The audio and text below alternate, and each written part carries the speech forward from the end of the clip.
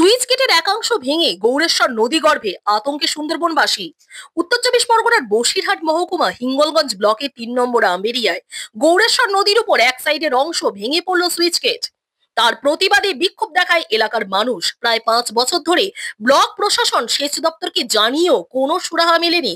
এই সুইচ গেটের পুনরায় নির্মাণের দাবিতে বিক্ষোভ দেখায় আজকের 3 নম্বর আম্বেরিয়ায় সুইচ গেটের সামনে এলাকার মানুষ। এই সুইচ গেট যদি নির্মাণ না হয় তারা আরো বৃহত্তর আন্দোলন করবে, এমনই কথা বললেন এলাকার সাধারণ মানুষ। এই বিষয়ে আমরা কথা বললে স্যান্ডেল বিল গ্রাম পঞ্চায়েতের প্রধান পরিতোষ বিশ্বাস তিনি বলেন, ইরিগেশন ব্লক প্রশাসনে জানানো হয়েছে দ্রুত এই সমস্যার সমাধান হবে, এমনই আশ্বাস দিলেন তিনি।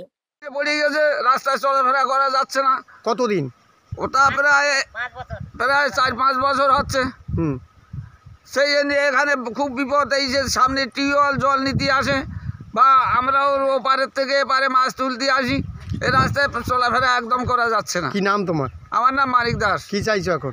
এখন যেভাবে একটা এই জিনিসটা সুরাহা করে যাতে ভালো হয় তার ব্যবস্থা করুন। দীর্ঘই 1 বছর আগেই এই পোলটা ভেঙে গেছে। আর এখানে তো লোক যাতায়াত যেতে পারছে না। এখানে খুবই খারাপ, গাড়ি ঘোড়া যেতে পারছে, মানুষজনও যেতে পারছে না।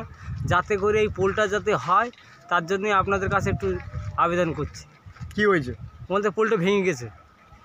ভেঙে কোথায় পড়েছে? নদীতে পড়ে গেছে। কি নাম তোমার? নাম কৃষ্ণ মুন্ডা। কোথায় না? ওটা 3 নম্বর আম্বেরিয়া।